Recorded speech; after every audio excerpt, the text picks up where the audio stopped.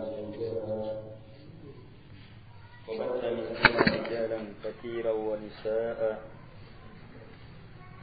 اتقوا الله الذي تساءلون به والأرحام إن الله كان عليكم رقيبا يا أيها الذين آمنوا اتقوا الله وقولوا قولا سديدا يصلح لكم أعمالكم ويغفر لكم ذنوبكم ومن يطع الله ورسوله فقد فاز فوزا عظيما أما بعد فإن أصدق الحديث كتاب الله وخير الهدي هدي محمد صلى الله عليه وعلى آله وسلم وشر الأمور محدثاتها وكل محدثة بدعة وكل بدعة ضلالة وكل ضلالة في النار. Pengajian yang dimuliakan oleh Allah Subhanahu wa taala. Terakhir telah mengetahui kelompok lain dari kelompok yang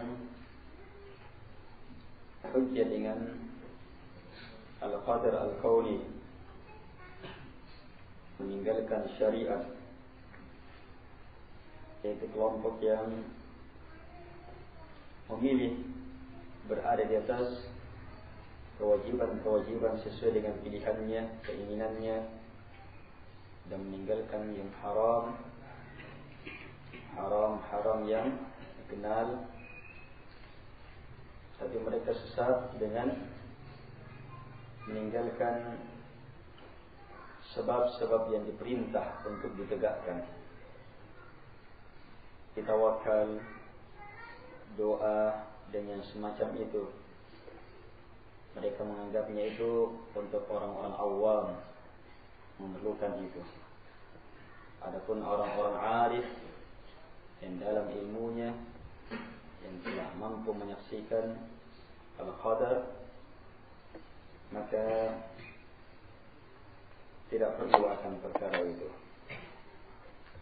Telah menjelaskan bahwa ini adalah kesesatan yang nyata, sebab Allah mentakdirkan segala sesuatu lengkap dengan sebabnya. Kalau kita imani takdirnya, maka imani pula sebabnya. Bahkan beliau tegaskan, ini yang terakhir, فَكُلُّ مَا أَمَرَ اللَّهُ بِهِ عِبَادَهُ مِنَ الْأَسْبَابِ فَهُوَ عِبَادَةٌ. Semua yang Allah perintahkan dengannya hamba-hambanya berupa sebab dan sebab juga merupakan ibadah. Juga merupakan ibadah. Baik, selanjutnya kata beliau, وَالتَّوَكُّلْ مَقْرُونٌ بِالْعِبَادَةِ كما في قوله تعالى فاعبده وتوكل عليه. وفي قوله قل هو ربي لا إله إلا هو عليه توكلت وإليه متاب. وقول شعيب عليه السلام عليه توكلت وإليه أنيب. Memperjelas perkara ini tentang keberadaan tawakal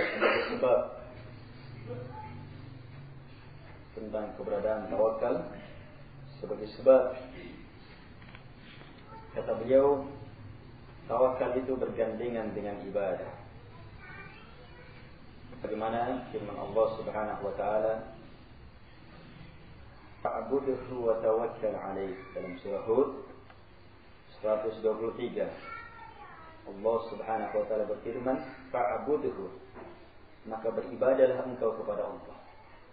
Perintah beribadah ini disusul dengan perintah kedua, wa tawakkal 'alaihi, bertawakal engkau kepadanya. Gandengkan ibadah dengan tawakal. Ini jelas sekali menunjukkan bahwa ketawakalan bahagian dari ibadah itu. Tawakal tidak akan bisa dilepas dari ibadah. Kalau begitu, orang-orang yang meninggalkan tawakal dia telah meninggalkan ibadah yang Allah Subhanahu wa taala syariatkan. Ini juga memperjelas kaidah yang disebutkan, semua yang Allah perintahkan kepada hamba-hambanya berupa sebab, maka hal itu juga merupakan ibadah. Tawakal Allah perintahkan dan dia sebab datangnya kecukupan dari Allah Subhanahu wa taala. Kalau begitu tawakal juga merupakan ibadah. Jelas? Meninggalkan tawakal, meninggalkan ibadah. Dan ini ketergelinciran kelompok ini. Yang kedua dalam surah Ar-Ra'd ayat 30, Allah Subhanahu wa taala berfirman, "Qul," sampaikan, "Huwa Rabbi," dialah Rabbku, la ilaha illahu. Perhatikan, la ilaha illahu. Tak ada ilah yang berhak diserahkan padanya ibadah kecuali hanya Dia. Tak ada yang dimaksudkan padanya penghambaan kecuali hanya Dia. Terus, alaihi tawakkaltu, hanya kepadanya saya bertawakal. Kalau begitu, menyerahkan tawakal kepada Allah masuk dalam bahagian menyerahkan ibadah penghambaan kepadanya. Wa ilaihi matab, dan hanya kepada Allah matab. Hanya kepada Allah matab. Empat, bertaubat, meminta pengampunan. Kita sisipkan pembahasan ini. Wa ilaihi matab, ini menjadi dalil bahwa itu khusus kepada Allah Subhanahu wa taala. Sebab datang dalam lafaz ilaihi matab. Asalnya matab ilaihi. Sebenarnya harusnya matab dulu, kemudian ilaihi. Tapi dikedepankan ilaihi supaya lahir pengkhususan hanya kepada Allah, hanya kepadanya. Matab, tempat bertaubat, meminta pengampunan. Nah itu harapkan pengampunan hanya kepada Allah Subhanahu wa taala. Bantahan terhadap kelompok-kelompok atau agama-agama yang menganggap pengampunan itu bisa datang dari tokoh-tokoh agama mereka. Tokoh-tokoh agama mereka. Dan ini tidak bertentangan dengan permintaan pengampunan dalam arti pengampunan yang berhubungan dengan hak-hak sesama manusia. Lain lagi dia tidak masuk dengan ini. Saya bersalah sama si Anu, saya minta maaf kepadanya. Itu juga kalau seperti ini tidak mengapa, tidak menjadikan dia sebagai Tuhan. Sebab apa? Berhubungan dengan hak dia sesama manusia. Baik. Yang ketiga yang disebutkan, yang menunjukkan penggandengan tawakal dengan ibadah, firman Allah Subhanahu wa taala menghikayatkan perkataan Nabi Syuaib alaihi salam dalam surah Hud ayat 88, "Alaihi tawakkaltu wa ilaihi unib." Hanya kepadanya saya bertawakal dan hanya kepadanya saya inabah kembali. Inabah adalah ibadah besar. Bahkan syarat masuk ke dalam surga adalah mereka-mereka mempunyai qalb munib, hati yang munib, yang mempunyai nilai inabah, kembali memperhambakan diri kepada Allah Subhanahu wa taala. Dan di sini digandengkan dengan tawakal. Jelas sekali menunjukkan bahwa tawakal adalah ibadah. Dia sebab dan dia adalah ibadah karena Allah Subhanahu wa taala memerintahkannya. Karena itulah perintah-perintah tawakal atau perkara tentang ketawakalan ini datang dalam bentuk pengkhususan. Lihat, alaihi tawakkaltu, hanya kepadanya saya bertawakal. Ini maknanya. Kalau tawakkaltu alaihi beda lagi. Tapi kalau alaihi tawakkaltu menunjukkan pengkhususan. Hanya kepadanya saya bertawakal, tidak kepada selainnya. Sama dengan ayat yang terakhir, alaihi tawakkaltu wa ilaihi unib, menunjukkan pengkhususan. Banyak lagi ayat-ayat yang menjelaskan hal ini. Subhanahu wa ta'ala berfirman, wa 'ala Allahi fatawakkalu in kuntum mu'minin. Hanya wa 'ala Allah dikedepankan ya. 'Ala Allahi fatawakkalu. Baru kata kerjanya menunjukkan pengkhususan hanya kepada Allah. Hendaknya kalian bertawakal. Bahkan diperkuat dengan kalimat in kuntum mu'minin, jika kalian beriman. Ini syarat. Iya. Menunjukkan bahwa keimanan dipersyaratkan padanya pengkhususan tawakal hanya kepada Allah Subhanahu wa taala. Ini semakin menegaskan bahwa tawakal bukan sekedar ibadah, tapi tawakal ibadah yang menempati kedudukan yang sangat besar menjadi syarat keimanan. Bahkan dia adalah ibadah yang menjadi ukuran kesempurnaan iman. Menjadi ukuran kesempurnaan iman. Dan kedudukan di sisi Allah Subhanahu wa taala. Lihat hadis 70.000 umat Muhammad SAW yang masuk surga tanpa hisab, tanpa azab.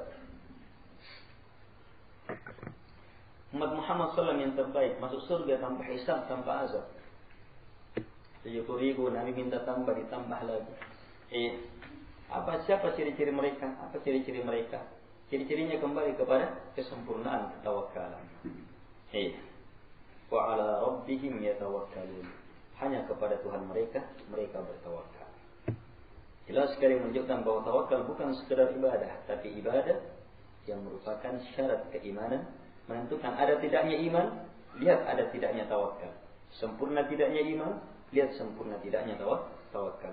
Karena itu kebodohan besar mereka meninggalkan tawakal dan menganggap saya tidak perlu lagi itu untuk orang-orang awam saja. Kami yang sudah semakin sempurna imannya, itu apa? Sudah mampu menyaksikan semuanya ditentukan oleh Allah Subhanahu wa taala, tidak perlu lagi bertawakal. Kebodohan. Bahkan kesempurnaan keimanan seseorang ditentukan oleh ketawakalan. Kelompok lain, wa minhum ta'ifah yaftaruna bima yahsulu lahum min kharqi 'adah mithlu mukashafah wa istijabati da'watin mukhalifatin lil 'adati al-'ammah wa nahwi dhalik fayashtaghilu ahaduhum bihadhihi al-umur amma umiru bihi min al-ibadati wash-shukr wa nahwi dhalik. هذه الأمور ونحوها كثيرا ما تعرض لأهل السلوك والتوجه وإنما ينجو العبد منها بملازمة أمر الله الذي بعث الله به رسوله في كل وقت. Kata beliau rahimahullah ta'ala, di antara mereka kelompok-kelompok yang meninggalkan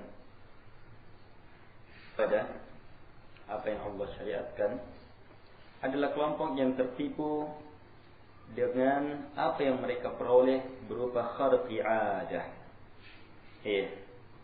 Berupa kharqi 'adah. Kemampuan yang di luar dari kebiasaan. Dia mengalami kejadian yang di luar dari kebiasaan. Biasa orang bilang karamah. Memang ada istilah karamah dalam Quran, sunnah Nabi SAW. Dalam agama Allah ada istilah karamah untuk wali-wali Allah Subhanahu wa taala. Hanya di sini kelompok-kelompok sesat mereka tertipu dengan kharqi 'adah, kejadian yang keluar dari kebiasaan. Yang mereka menganggapnya sebagai ini karamah wali Allah. Kalau begitu orang yang terjadi kejadian seperti ini padanya, dia semakin sempurna kebaikannya, kemuliaannya dari Allah Subhanahu wa taala. Kalau begitu apa? Boleh dia tidak begini lagi. Boleh dia begini, boleh dia begini. Tertipu dengan itu.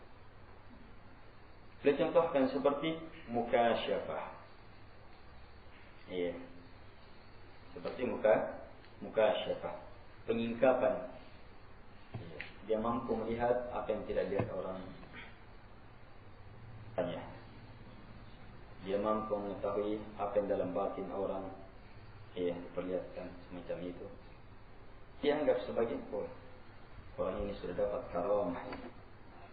Orang-orang sudah sampai ke dalam jenjang semacam ini, sudah bisa. Jamaah yang dimuliakan oleh Allah Subhanahu wa taala. Apalagi istijabah dakwah, dikabulkan doanya. Doa kondisi kebiasaan yang menyelisih kebiasaan umum. Dan semisal ini, sehingga dan semisal ini, iya, semisal ini dan lain-lain ya. Sehingga salah seorang dari mereka sibuk dengan perkara-perkara ini, dari apa yang diperintah kepadanya berupa ibadah, mensyukuri nikmat itu, dan yang semisal itu. Harusnya kalau dia dapat keanehan, hal-hal yang tidak dimiliki oleh orang lain, harus semakin mantap ibadahnya. Iya. Sebab kalau orang dapat nikmat, maka kewajibannya adalah bersyukur. Semakin besar nikmatnya, harusnya semakin besar kesyukurannya. Dan kesyukuran pasti bergandengan dengan ibadah. Iya. Lihat ketika Nabi SAW diberi Al-Kautsar. Iya. Sungai yang tidak diberi kepada Nabi dan Rasul yang lainnya. Ini termasuk kekhususan beliau sallallahu. Iya. Ditinjau dari keseluruhan sisinya. Khusus untuk Nabi SAW ditinjau dari keseluruhan sisi keutamaan Al-Kautsar ini. Apa perintah Allah Subhanahu wa taala? Ya. Na'a'tainaka al-Kautsar fashalli li rabbika wanhar. Sungguh kami telah berikan kepada engkau ya Muhammad Al-Kautsar. Allah beri. Inna a'tayna. Sungguh kami telah beri. Ya, kami telah beri kepada engkau. Apa itu? Al-Kautsar. Sungai yang sangat luar biasa. Ya. Penuh dengan kenikmatan. Airnya, aromanya, dari sisi aromanya, dari sisi pemandangannya, dari sisi rasanya, dari sisi kemewahannya, kehebatannya luar biasa dari banyak sisi. Apa perintah Allah sehubungan dengan pemberian ini? Fasholli, maka salatlah engkau li rabbika, kepada Rabb engkau. Sebelumnya Nabi tidak salat. Sudah luar biasa salatnya, tapi kenapa disuruh salat lagi? Supaya semakin sempurna salat. Wanhar, dan nahar, lakukan sembelihan, kurban. Sebelumnya Nabi tidak berkurban, Nabi berkurban. Jadi suruh lagi berkurban supaya mentapkan, sempurnakan lagi ibadah. Coba lihat, semakin dikasih justru semakin disuruh apa? Bagaimana bentuk kesyukurannya? Semakin disuruh memantapkan, menyempurnakan, memperhebat ibadah. Orang-orang jahat dalam beragama bagaimana caranya berpikir? Ketika Allah beri kehebatan ini, apa pikirannya? Pikiran penjahat. Oh berarti Allah sudah saya ini. Saya sudah bisa tidak sholat sudah ini. Saya sudah bisa begini, saya sudah bisa begini. Dimuliakan oleh Allah Subhanahu wa taala. Fahadhil umur wa nahwuha. Selesai. Beliau ungkap sekarang. Fahadhil umur, maka perkara-perkara ini dan yang semisalnya. Apa perkara-perkara ini dan semisalnya? Ini tadi hal-hal yang di luar dari kebiasaan itu, mukasyafah, penampakan aneh. Apalagi itu tadi syuhud terhadap takdir. Lewat syuhud terhadap hakikat rububiyah. Hal-hal semacam itu. Perkara-perkara ini kata beliau, atau mimpi-mimpi, banyak ma ta'aridu li ahli suluki wat tawajjuh. Banyak sekali perkara-perkara ini diperhadapkan kepada orang-orang yang menempuh jalan penghambaan, ingin betul-betul khusyuk, menghadap, mendekatkan diri kepada Allah Subhanahu wa taala. Memang diperhadapkan hal itu. Kata Syekh, dan tidak ada yang selamat, tidak ada hamba yang selamat dari perkara-perkara itu kecuali dengan bimulazamati amrillah. Kecuali dengan apa? Kokoh dengan apa yang Allah turunkan, yang dengannya Allah mengutus Rasulnya, fi kulli waqtin, pada setiap waktu. Katakan pada setiap waktu. Sudah banyak-banyak orang-orang yang tergelincir, yang menganggap dirinya sampai ke dalam jenjang hakikat. Itu awalnya orang-orang yang tegak di atas sunnah. Bukan perintah, tinggalkan yang haram, lakukan sunnah, bersemangat dalam ibadah. Tapi keluar dalam waktu yang lainnya. Akhirnya digelincirkan, sampai akhirnya dia menganggap dirinya sudah sampai ke dalam jenjang yang ini sempurna. Yang itu sudah bisa ditinggalkan. Tidak ada yang bisa selamat ketika berhadapan dengan perkara-perkara ini, kecuali mereka-mereka yang terus kokoh di atas Quran dan Sunnah. Apakah tambah ilmunya, ditambah kedalaman pendekatannya kepada Allah Subhanahu wa taala, ditambah istijabahnya orang dalam dakwahnya, ditambah berbagai diberikan dinampakkan karamah padanya, walaupun dinampakkan karamah padanya, karamah yang jelas-jelas merupakan kebaikan. Orang bisa tergelincir jamaah. Orang bisa tergelincir kalau tidak sanggup menghadapi perkara-perkara itu, semacam cobaan juga. Semacam cobaan. Yang dimuliakan oleh Allah Subhanahu wa taala. Jadi setiap waktu,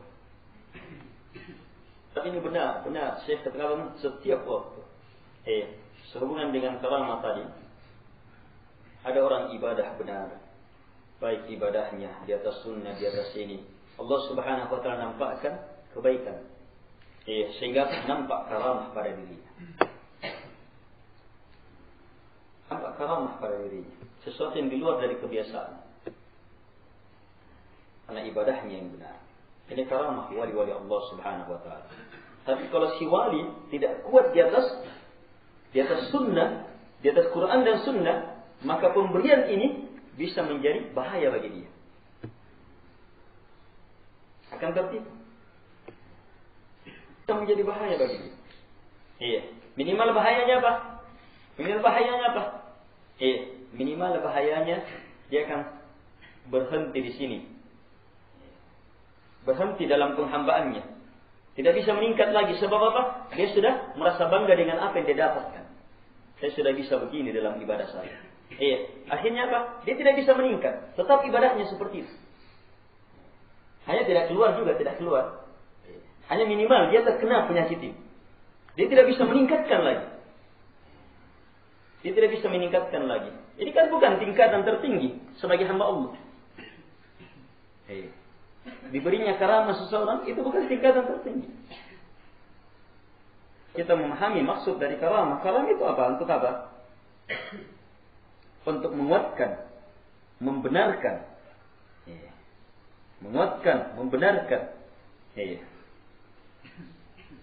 Rangka lahirnya tasdiq, pembenaran terhadap apa yang Allah Subhanahu wa taala datangkan.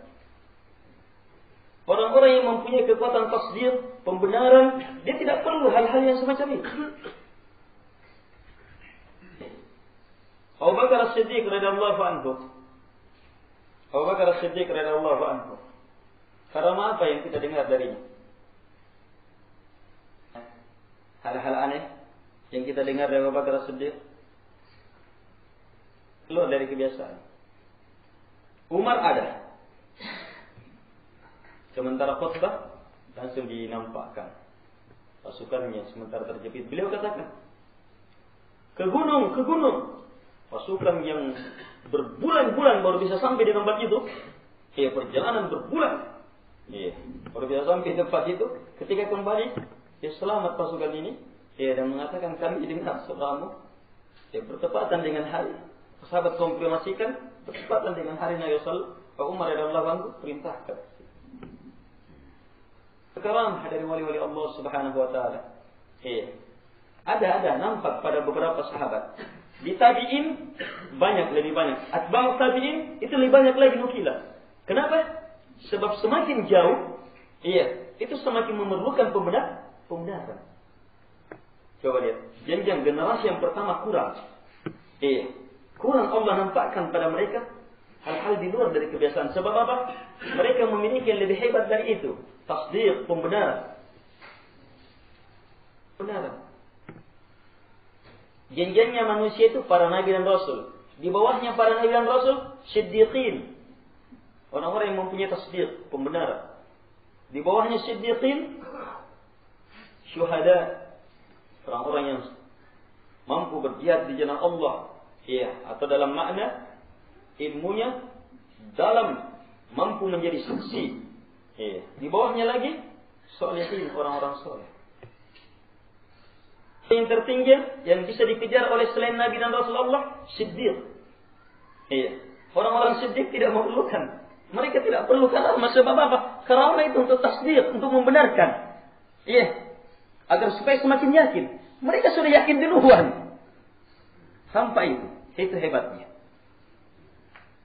diperlihatkan hal-hal semacam itu, mereka sudah membenarkannya. Ini tasdiq. Jadi, kita berbicara tentang karamah yang benar ya, benar-benar karamah. Wali Allah. Di atas sunnah, keikhlasan, jauh dari syirik. Nampak padanya karamah. Allah nampakkan padanya karamah. Hati-hati. Bisa dia tertipu dengan pemberian karamah itu. Kalau dia tidak memahami bahwa ini menuntut kesyukuran. Supaya dia bisa semakin meningkat. Kalau dia tidak memahami hakikat dari karamah. Agar supaya dia semakin yakin. Yang dengan tasdiknya itu, dia bisa semakin bagus ibadahnya. Tapi kalau tidak paham itu, hanya beribadah. Dalam apa rangka ibadahnya apa? Dalam rangka mengejar supaya muncul karamah dalam dirinya. Ketika Allah beri karamah, sudah. Di sini bisa minimal saya katakan tadi, tidak bisa lagi meningkat. Tapi tetap ibadah dia, tinggalkan larangan. Tapi tidak bisa lagi meningkat, sebab itu tujuannya. Coba dia hamba Allah yang sebenarnya. Tujuannya apa? Ridha Allah subhanahu wa ta'ala. Ridha Allah melebihi karamah itu. Ridha Allah melebihi karamah. Apapun yang Allah tetapkan pada dirinya, apapun yang Allah subhanahu wa ta'ala tuntunkan padanya, apapun yang Allah perintahkan, apapun dan bagaimanapun ketentuan agama Allah subhanahu wa ta'ala, terus itu yang mereka kejar. Ini luar biasaan jemaah. Jadi, ini ilmu yang sangat penting. Perkara-perkara ini banyak memang diperhadapkan pada orang-orang yang mau mendekatkan diri kepada Allah dengan ibadahnya, dengan bacaannya, dengan zikirnya, dengan amalan-amalannya, dengan wirid-wiridnya. Berusaha mendekatkan diri kepada Allah. Ini akan diperhadapkan dengan perkara-perkara ini. Dan tidak ada yang bisa selamat dari cobaan ini kecuali mereka yang kokoh di atas sunnah Rasulullah sallallahu alaihi wa ala alihi wasallam. Betul. Boleh jadi di antara kita memang tidak dinampakkan karamah atau semacam itu. Karena apa? Karena kapan dinampakkan? Allah tahu kita pasti akan sesat. Kita tidak bisa menerima beban kemuliaan itu. Beban kebaikan. Kita tidak bisa memenuhi kesyukuran terhadap nikmat. Dan pula nikmat-nikmat yang lain ini termasuk perkara yang perlu dipahami. Banyak orang yang menginginkan nikmat ini. Saya menginginkan ini, dia mengejar sebagai nikmat perkara dia inginkan. Tapi Allah subhanahu wa ta'ala tidak beri. Ingat, khawatir Allah subhanahu wa ta'ala beri, kamu tidak mampu berada di atas nilai kesyukuran dari pemberian nikmat itu. Akhirnya ketika kamu diberi, hal itu justru kamu tergelincir dengan nikmat agama itu lebih hebat lagi. Nikmat keduniaan saja, bagaimana orang dapat nikmat keduniaan tiba-tiba? Bagaimana ketika petani yang miskin, orang-orang apa yang dulunya ketika tiba-tiba coklat mahal berapa tahun yang lalu itu? Dan bagaimana petani coklat tiba-tiba jadi apa mereka? Stres, ada yang ini, macam-macam perbuatannya, tindakannya, yang keumumannya setelah terbukanya dunia itu menjadi pelaku-pelaku maksiat. Bisa menerima tanggungan nikmat itu. Karena di sebagian orang berburuk sangka kepada Allah subhanahu wa ta'ala. Kenapa Allah tidak kasih ini? Kenapa Allah tidak kasih ini? Kenapa Allah? Jamaah dimuliakan oleh Allah subhanahu wa ta'ala. La ilaha illallah.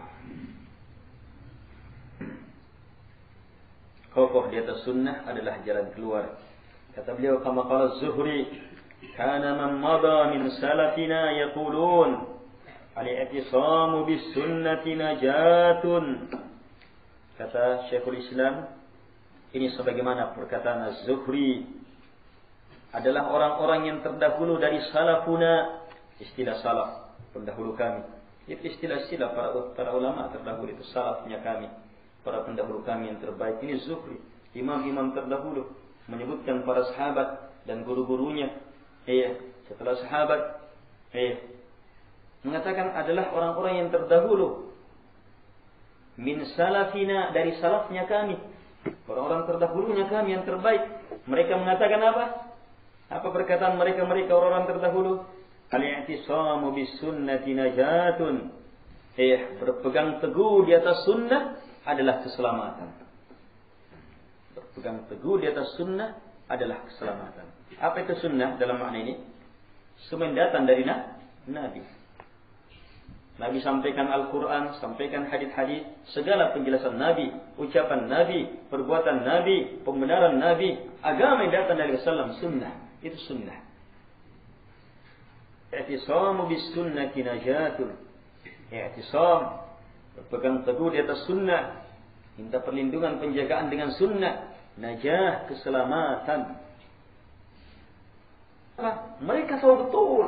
Orang-orang terdahulu itu melewati cobaan lebih besar dari kita dalam beragama. Dan mereka tahu betul, buktikan, rasakan. Tidak ada yang bisa selamat kecuali yang kokoh di atas sunnah. Kalau Nabi katakan seperti itu yang mereka lakukan. Sadar atau tidak sadar mereka akan hikmah dan hakikat apa yang Nabi ucapkan. Yang jelas kalau Nabi katakan mereka harus di atas itu. Terbukti dan mereka rasakan. Kalau tidak maka pasti selamat, celaka. Apa sampai demikian? Kata beliau, wadzalika anna sunnah kama qala Malik rahimahullahu taala mithlu safinati Nuh marrakibaha naja wa man takhallafa anha ghariq. Itu tidak lain karena sunnah itu sebagaimana perkataan Imam Malik rahimahullahu taala. Sunnah itu seperti perahu Nabi Nuh alaihi salatu wassalam. Siapa yang naik ke atasnya, maka dia pasti selamat. Siapa yang tertinggal, maka pasti tenggelam. Pasti tenggelam. Ini perumpamaan yang sangat tepat, indah, luar biasa. Sama, ini makna dari makna hadis-hadis Nabi SAW. Kullu ummati yadkhuluna al-jannah illa man aba. Qila ya Rasulullah man ya'aba. Man ata'ani dakhala al-jannah wa man asani faqad aba. Nabi SAW bersabda, semua umatku masuk surga kecuali yang tidak mau. Ditanya siapa yang tidak mau? Nabi SAW mengatakan siapa yang taat kepadaku. Siapa yang taat kepadaku, maka dia masuk surga. Siapa yang maksiat kepadaku, maksiat, tidak mau mengambil dari Nabi, ingkar, menyelisihi Nabi SAW. Maka apa? Ini yang tidak mau. Ini kan sama. Kalimat Nabi SAW, siapa yang mentaati saya itu umum dalam semua perkara agama. Awalnya, pertengahannya, akhirnya, penyempurnaannya dalam semua perkara agama. Salatnya, puasanya, akidahnya, lahiriahnya, batiniahnya, dalam semua perkara agama. Maka Rasulullah SAW itu sempurna di atasnya. Kita tinggal bagaimana mencontoh beliau sallallahu alaihi wa ala alihi wasallam. Dimuliakan oleh Allah Subhanahu wa taala.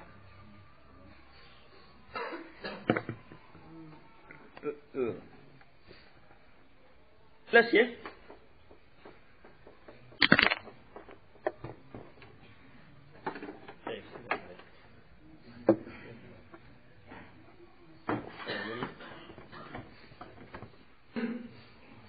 Jadi kokoh di atas sunnah adalah keselamatan. Keluar dari sunnah adalah bencana. Apa itu sunnah? Semua datang dari Rasulullah sallallahu alaihi wa alihi wasallam. Ini perhatikan dulu istilah-istilah ini. Orang-orang dan kebanyakan itu ketika dikatakan ini kan sunnah saja. Dia hanya memahami sunnah dalam arti sunnah itu satu dari 5 hukum. Wajib, sunnah, haram, mubah, makruh, mubah. Sunnah itu jika dilakukan dapat pahala, jika ditinggalkan tidak apa-apa. Ya benar istilah sunnah ini dalam urutan ini. Ini dalam hukum. Apa hukum perbuatan ini? Apa hukum perbuatan ini? Apakah dia wajib, haram, sunnah, makruh, mubah? Itu ada dalam pembahasan agama, hukum-hukum. Tapi perhatikan, para ulama menggunakan istilah sunnah. Itu yang bermakna agama. Bahkan ini istilah yang digunakan oleh Nabi SAW. Ketika Nabi SAW menjelaskan perpecahan, apa jalan keluar dari perpecahan? Alaikum bisunnati wajib atas kalian berada di atas sunnahku. Sunnah apa yang Nabi SAW berada di atasnya? Jalannya Nabi SAW. Itu dia sunnahnya Nabi SAW. Apa itu agama? Apa yang datang dari Nabi SAW? Berupa Al-Quran, berupa hadis-hadis Nabi SAW. Semua penjelasan Nabi SAW. Perkataannya, ucapannya, pembenarannya, perbuatannya, perkara akidah, perkara ibadah, muamalah, berhubungan dengan kematian, kelahiran, akikah, kawinan, berhubungan dengan jual beli, berhubungan dengan apapun. Apa yang datang dari Nabi SAW itu adalah sunnah. Kokoh di atas sunnah itu adalah keselamatan. Ini secara umum. Kokoh di atas sunnah, apa yang datang dari Nabi SAW itu adalah keselamatan. Apakah dia hukumnya wajib? Apakah dia hukumnya sunnah? Iya. Yang wajibnya maupun sunnahnya yang datang dari Nabi SAW seluruhnya adalah keselamatan. Oke? Baik. Jamaah yang dimuliakan oleh Allah Subhanahu wa taala. Kayak misalnya mungkin ada yang mengatakan, tidak apa-apa kalau masalah-masalah makan saja. Saya lihat di antara jamaah saja biasa masih makan pakai tangan kiri. Ya saja. Orang di zaman Nabi ini. Nabi suruh makan tangan kiri, dia bilang saya tidak tahu, saya tidak bisa. Dia bisa, tetapi ucapan-ucapan main-main atau semacam itu saya tidak bisa. Maka Nabi SAW mengatakan betul-betul kamu tidak akan bisa. Betul-betul akhirnya dia tidak bisa makan tangan kanan. Lihat, menyelisihi sunnah langsung berakibat. Ya bagus, itu kan penebus dosa sudah. Tapi kalau menyelisihi sunnah, kemudian Allah tidak nampakkan akibatnya, bahkan diberi apa yang dia inginkan, istidros. Terlalaikan sudah. Ini perlalaian yang sangat mengerikan. Sebagaimana keadaan kebanyakan ahli bid'ah. Karena itulah Nabi SAW mengatakan, Inna Allah la yaqbalu taubata sahibi bid'ah. Sungguh Allah tidak akan menerima taubatnya pelaku bid'ah. Pelaku bid'ah yang bagaimana dalam kondisi ini? Sudah semakin terjerumus, tetapi dia tidak sadar terjerumus. Allah Subhanahu wa taala tidak tegur dalam bentuk teguran bencana. Tapi langsung Allah berikan siksaan dalam bentuk dihilangkan nilai-nilai sunnah darinya. Ini lebih mengerikan. Ini lebih mengerikan. Falamma zadu azagallahu qulubahum. Tak kala mereka berpaling, Allah semakin palingkan. 2 kali ini. Berpaling pertama dia lakukan. Berpaling kedua akibat dari berpalingnya. Fi qulubihim marad. Di dalam hati mereka terdapat penyakit. Apa akibatnya? Fazadahumullahu marada. Allah tambah penyakitnya. Ini sama. Melakukan bid'ah, penyakit. Maka Allah tambah. Akhirnya apa tambahannya? Lepas darinya bahagian dari sunnah. Atau dia semakin dalam bid'ah. Ngeri kalau sudah seperti ini. Kalau dalam kondisi seperti ini, dia tidak akan tahu. Tapi kalau dia meninggalkan, melakukan pelanggaran, kemudian apa? Diuji kecelakaan. Berarti ditegur. Itu masih dikasih hati, itu kebaikan Allah. Menghapus dosa.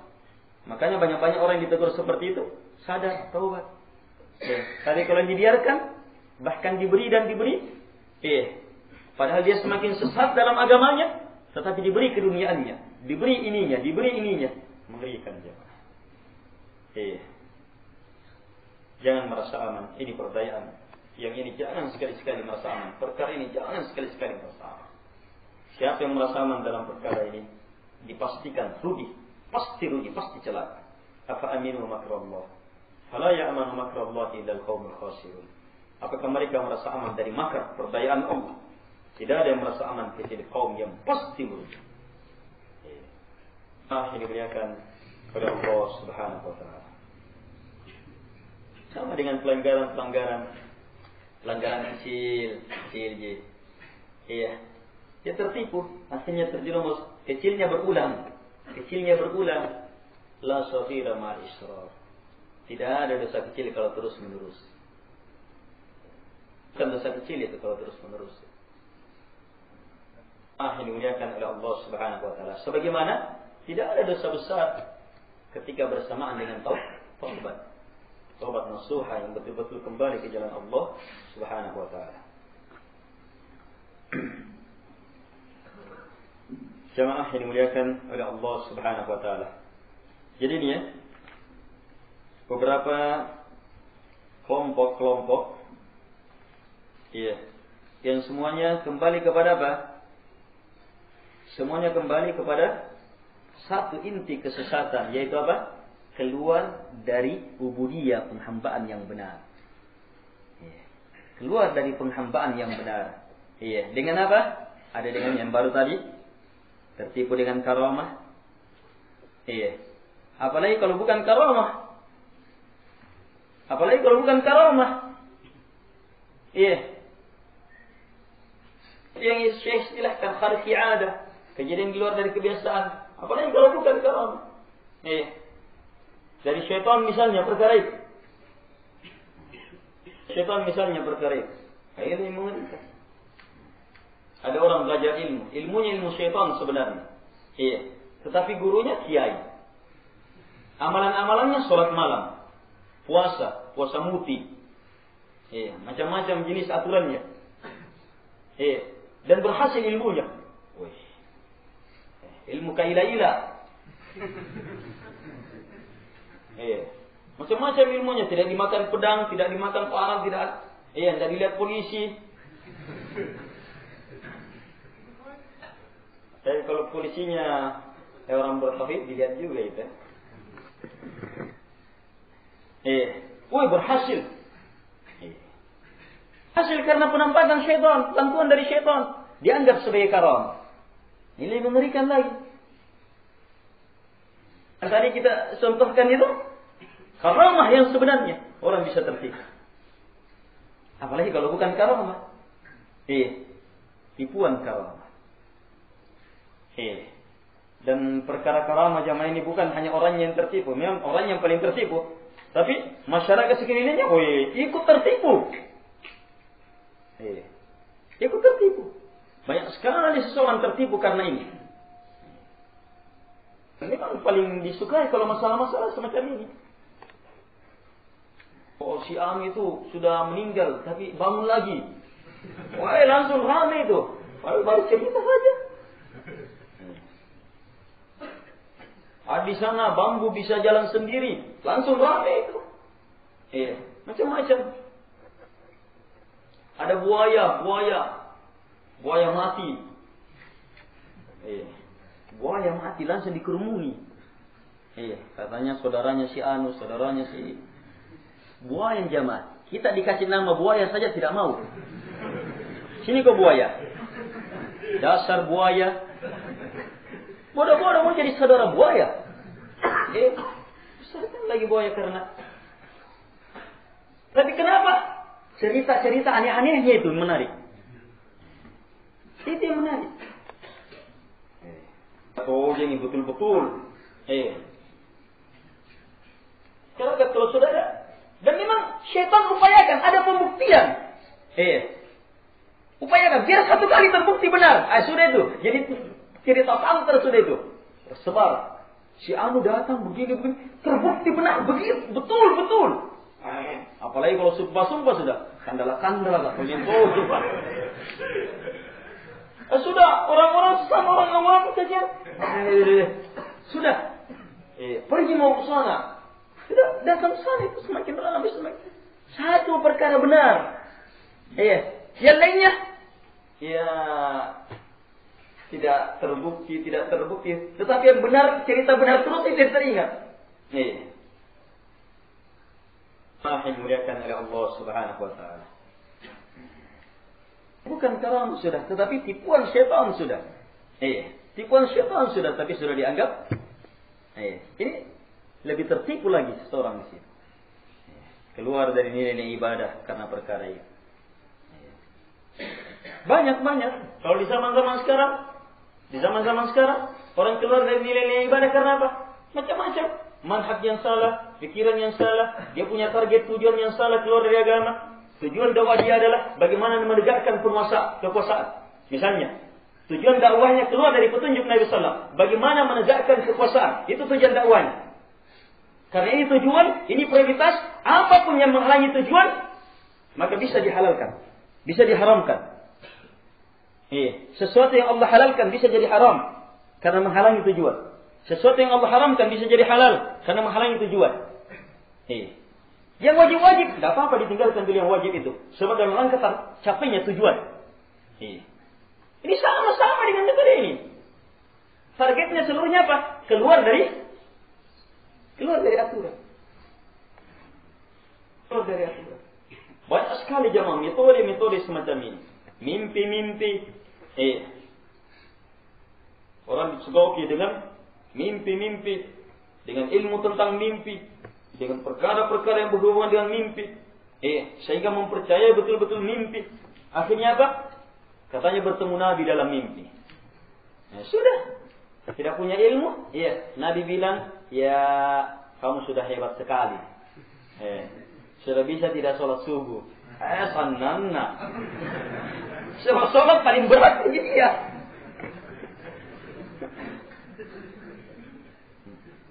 Kamu harus ganti dengan sholat ini. Coba lihat. Lepas kewajiban, masuk ke dalam kesesatan. Dibuatkan sholat baru. Dibuatkan sholat baru.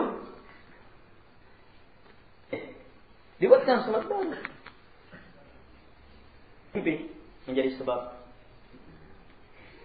Nah juga jalurnya karena pikiran menganggap kenabian itu bisa diupayakan. Yang itu bisa diusahakan. Ini asal pikirannya dari orang-orang kafir Yunani. Para ahli filsafat, Aristoteles dan yang semisal itu, menganggap kenabian itu bisa diupayakan. Ketika buku-buku mereka diterjemahkan, segera muncul tarekat-tarekat yang semacam itu. Menganggap kenabian bisa diupayakan. Dari sini berkembang kesesatan yang sangat banyak. Kenabian bisa diupayakan. Dia kasih juga dalil. Nabi dapat wahyu itu karena tahannud di gua Hira. Coba lihat. Tahannud di gua Hira, turun wahyu. Kenapa saya tidak? Dijawab apa? Ada dalilnya? Sahih Bukhari, tahannudnya Nabi.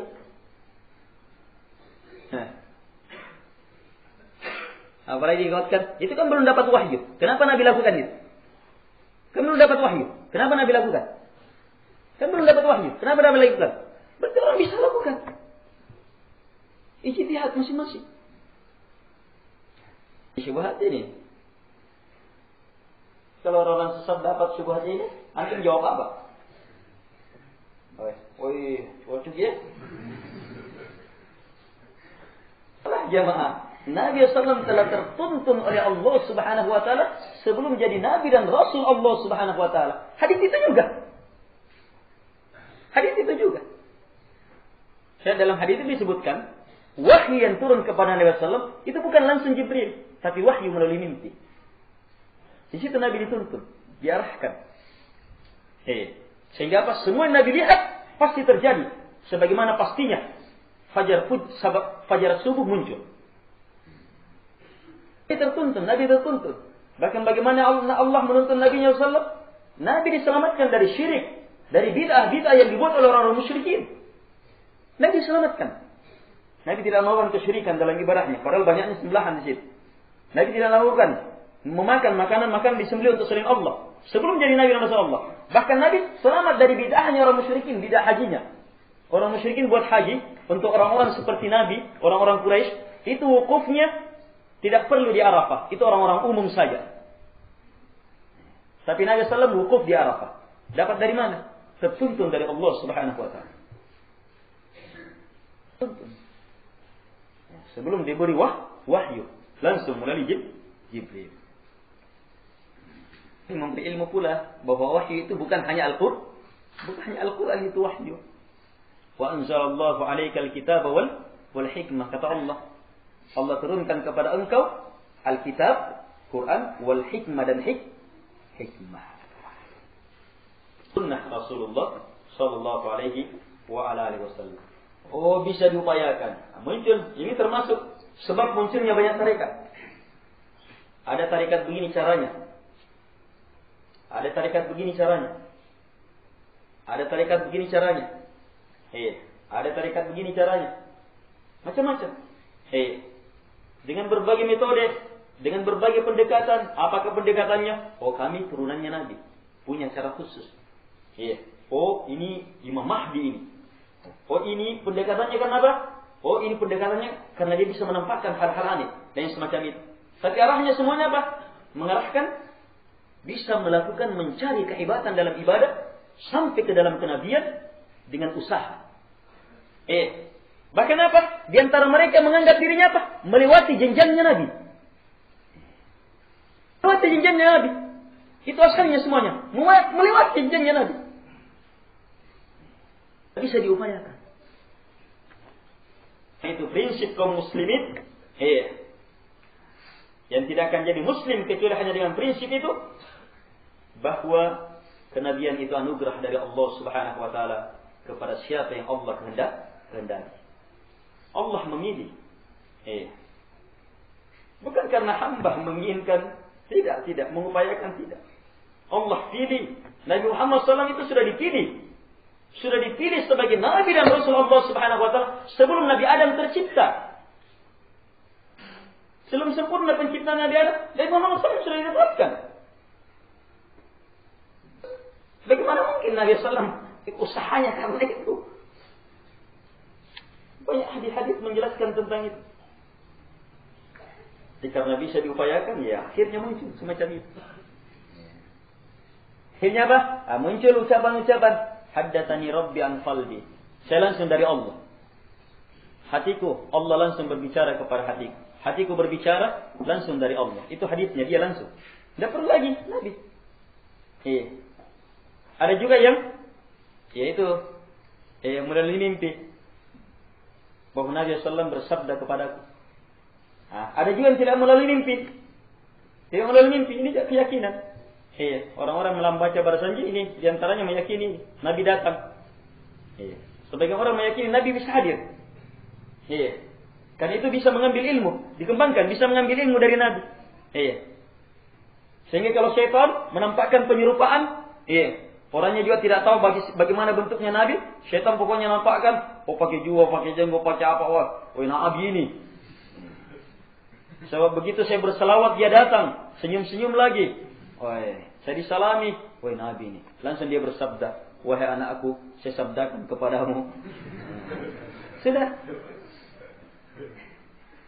Macam-macam, banyak orang-orang tarekat, pimpinan-pimpinan tarekat, mengaku seperti itu.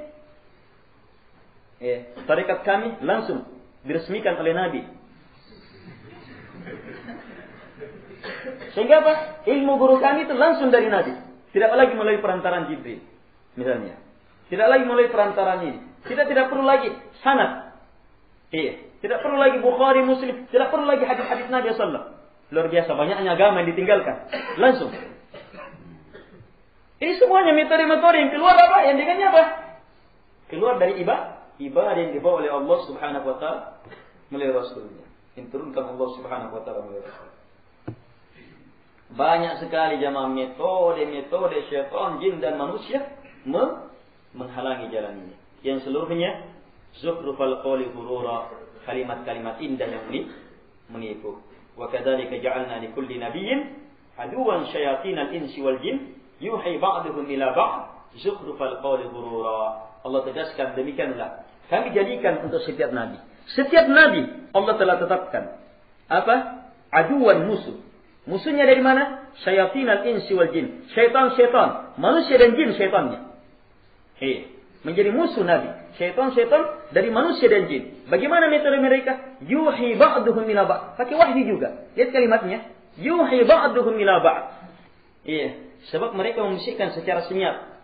Itu makna wahyu. Pemberitaan secara halus. Tersembunyi.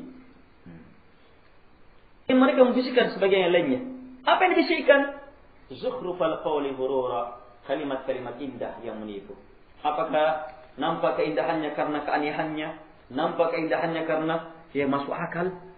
Nampak keindahannya karena pendekatan karamahnya? Bukan karamah. Nampak keindahannya karena apa? Penipuan-penipuan yang dia lakukan? Yang jelas zukhrufal qawl. Sesuatu yang dinampakkan yang hakikatnya adalah ghurura, tipuan-tipuan. Mudah sekali kita mengetahuinya. Satu saja ukurannya. Kalau keluar dari Quran dan Sunnah, selesai kesesatan. Makanya praktis sekali itu agama, luar biasa. Yang penting kokoh di atasnya. Kokoh ini yang susah. Sebab asalnya kadang orang bisa mantap kokoh di atasnya. Tapi ketika sudah diperhadapkan dengan syahwat atau syubhat. Syahwat atau syubhat. Syahwat yang bermacam-macam, syubhat bermacam-macam. Maka orang akan tergelincir. Dan di sanalah sebenarnya ukuran kekokohan. Ketika kita diperhadapkan dengan cobaan, kita bisa kokoh. Disitulah kekokohan. Gimana bisa kokoh sementara belum diuji? Ahasiban nasu ayyutraku ayyaqulu amanna wa hum la yuftanun wa laqad fatanna alladziina min qablihim fala ya'lamanna Allahu alladziina shadaqu wa la ya'lamanna al-kadhibin. Apakah manusia menyangka akan dibiarkan begitu saja mengatakan kami telah beriman sementara mereka tidak akan diuji? Tidak akan mungkin Allah biarkan orang mengatakan kami beriman sementara tidak akan diuji. Tidak akan mungkin. Allah telah menguji orang-orang sebelum kita. Yang dengannya jelas siapa as-shadiqin, siapa yang jujur dan siapa yang dusta. Pasti diperhadapkan. Ini gunanya belajar ini supaya kita sadar bahwa kita yang ingin ibadah kepada Allah, kokoh di atas sunnah, ini ilmu tidak cukup. Kita akan diperhadapkan terus. Gimana caranya? Terus tambah ilmu, mantapkan terus ilmu. Quran dan sunnah terus mantapkan. Kan begini caranya Al-Quran turun. Al-Quran turun beransur-ansur. Ketika lagi musibah yang menimpa kaum muslimin, mereka perlu kekuatan ilmu. Turun lagi Al-Quran yang berhubungan dengan perkara itu. Mereka tahu lagi. Turun lagi keterangan dari Nabi Sallallahu. Sehingga Masya Allah mereka betul-betul kuasai Quran dan Sunnah lengkap dengan sebabnya, penjabarannya, pengamalannya. Karena itu pahamnya para sahabat adalah paham yang terbaik, yang tidak ada kebaikan selain dengan hanya mengikutinya. Ini yang Allah Subhanahu wa taala jamin. Was-sabiqunal awwalun minal muhajirin wal ansar walladzina tabauhum bi ihsan. Orang-orang yang pertama masuk ke dalam Islam dari kalangan muhajirin dan ansar dan yang mengikuti mereka dengan cara yang baik. Radhiyallahu anhum wa radwan. Allah ridha kepada mereka, mereka pun ridha kepada Allah. Allah ridha. Apa yang Allah ridai dalam ayat yang lain? Wa raditu lakumul Islam madinah. Berarti itulah Islam. Ittiba kepada sahabat itulah Islam. Itu hakikat Islam. Islam adalah mengikuti sahabat. Islam adalah mengikuti Nabi Sallallahu. Bagaimana mengikuti Nabi Sallallahu? Dia ikut sahabatnya. So, kita tidak langsung ketemu Nabi. Orang-orang tidak langsung. Orang-orang setelah Nabi Sallallahu meninggal. Bagaimana caranya Islam? Mereka harus ikut Nabi. Bagaimana caranya ikut Nabi? Ikut sahabat. Yang diajar langsung oleh Nabi Sallallahu. Demikian kita selanjutnya. Ikuti orang-orang yang mengambil dari mereka. Lihat jalurnya sampai kepada mereka. Ini penjelasan. Jadi di sini dapat kita lihat. Jadi sebab-sebab orang keluar dari ibadah yang benar sangat banyak. Dan keluarnya sangat banyak. Macam-macam. Ada yang keluar menyeluruh. Tidak ada perintah, larangan bisa semua sudah. Total keluar dari agama. Kelompok-kelompok pertama itu. Ada yang keluar dalam bentuk apa? Yang keluar dalam bentuk apa? Kewajiban masih dilakukan, yang masyhur. Hal haram masuk, yang masih dilakukan. Tetapi yang lainnya tidak. Ada yang keluar dalam bentuk apa? Dia tidak perlu yang sunnah. Dia tidak perlu yang sunnah. Sunnah dia tidak perlukan bagi dia. Dan hidupnya tidak perlu yang sunnah. Dia cukup melakukan yang wajib. Yang sunnah, bukan perkara agama, adalah sesuatu yang tidak diperlukan. Ini juga dikeluarkan dari ibadah. Macam-macam lah jenis keluarnya. Yang jelas, bentuk-bentuk keluarnya seseorang berjenjang-jenjang, sebab-sebab keluarnya pun berjenjang-jenjang. Yang seluruhnya kembali kepada kesesatan, keluar dari ibadah yang sebenarnya yang menjadi maksud kita dicipta. Wa ma khalaqtul jinna wal insa illa liya'budun. Yang merupakan pernyataan kita di hadapan Allah. Yang kapan kita baca ayat itu, Allah mengatakan hadza baini wa baina abdi. Inilah antara saya dengan hamba. Iyyaka na'budu wa iyyaka nasta'in. Hanya kepadamu ya Allah kami beribadah dan hanya kepadamu kami minta pertolongan. Ibadah apa? Ibadah ini. Kuncinya harus tegak di atas nilai keikhlasan, selamat dari bid'ah, kokoh di atas sunnah Rasulullah sallallahu alaihi wa alihi wasallam. Ini akan memantapkan apa yang disebutkan terakhir. Insyaallah kita akan bahas pada pertemuan selanjutnya.